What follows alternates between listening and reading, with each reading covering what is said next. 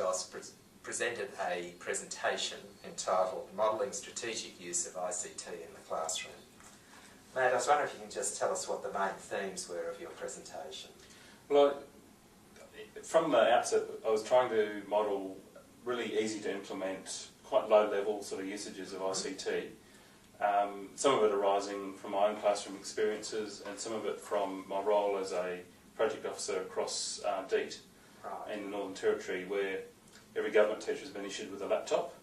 But the evidence I see is very little usage of using the laptop as part of their instructional practice, as distinct from using it as like a research tool and to prepare worksheets and programming and stuff like that. So as I travel around, rather than trying to make ICT the actual focus and having a focus on sort of which button do you click and stuff like that, trying to just bring it into people's teaching methodology. So in this workshop, I've modelled a range of sort of tools.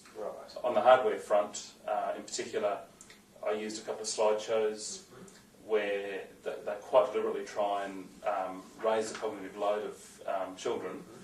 And basically the structure of the slideshow was a stimulus, like a 10-frame representation of, say, 7, followed by a blank slide, and using a remote control device, you can show the stimulus very quickly, and then you can, as you walk around the classroom, you can then flick it onto the blank slide, and then sort of use a John Mason question, say what you see, followed up with how do you know, and with the capacity just to flick back to it momentarily, and then go back to the blank slide, and sort of like a range of those, and you could do that with quadratic and linear functions, a 20-frame representation of numbers, shapes, really anything. You could go from early childhood, I think right through to Year 12.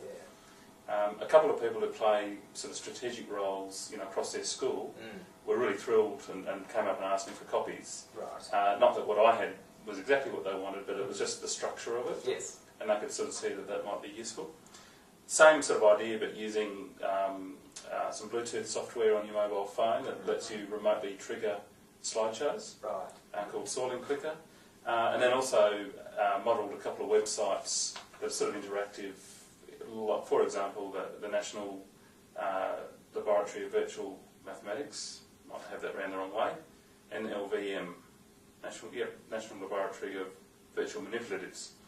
And just things like an electronic geoboard, but rather than having I was trying to sort of model alternatives to interactive whiteboards, which are a significant investment for many schools, and you can achieve similar sort of pedagogies in your classroom by using Bluetooth keyboard and mice, sometimes multiple mice, because it then causes there to be some mediation between the learners that actually have control of the mice. And basically so that you can control what's being projected from a distance. We then sort of moved on to a couple of new applications, one of them being Scratch, which came out of Massachusetts Institute of Technology, which is like a modern day logo, but very drag and drop, with ways of integrating game making, music, storytelling, as well as mathematics. And I reckon I could probably teach a good 70% of any maths course, but I could supplement it by introducing Scratch. One of the main sort of themes I was trying to get across was there's a Web 2 sort of community that's been set up to back Scratch, and it's really just becoming part of that community, getting your students to upload their sort of artefacts and evidence of their learning, and then being part of it by responding to other people, by giving them constructive feedback, and also receiving feedback to the objects that you put up. So just there, I guess what you've done is given a fairly rich resource base for teachers to move with technology or the use of technology that maybe some of them haven't actually utilised to this stage. It's also, as you said, the use of Web 2, where you're trying to encourage computing to be a social activity where it actually links people and they work together rather than it just being necessarily an isolated activity that one person does by themselves.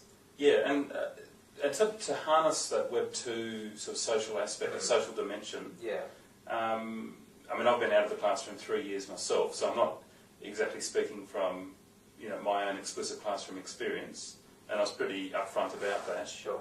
I've sort of got into this in recent times, but in working with schools, right across the country, when I've presented these ideas, I've certainly received a very positive response. And also, like in the audience, invited contributions from people that, there was 2 or 3 people that routinely use wikis, and I think their sort of stories really validated, the idea. And many of the teachers in the audience, over the 2 days, 90 participants roughly, I'd say at least 3/4 of them set up their own wiki and really valued that sort of sandpit time to just go and play. And we, they had a brief little go at editing the wiki that I'd set up for the summer school. And I was really impressed with the feedback, and people would come up after and say they sort of appreciated it. I guess a key part of it was to take risks. And just to have a go, and you can't break it. No, this has been a sort of a recurring theme that's come through with a lot of the presenters, is that it's important for teachers to feel comfortable and to be prepared to take risk in their teaching, and that if things don't work, that isn't a failure necessarily, it's a learning experience, and it's an opportunity to extend what they're doing in the classroom. And of course that risk-taking is also something that has to be extended to the students. They have to be encouraged and provided with an environment that makes them feel safe to actually take that risk, because that's often where the learning occurs. It's not by doing the things you already know. Yeah. And even, not that it's related particularly to the questions, but in the last workshop group, one of the participants said, does anyone know a good way of getting a coffee stain out of my bag? He obviously stopped his coffee. And, I just Googled, removing coffee stain, and, had 200 websites. And I think it's that immediacy, and it's that sort of, that value adding. How do we shift it from valuing actual knowledge to what you do with the knowledge?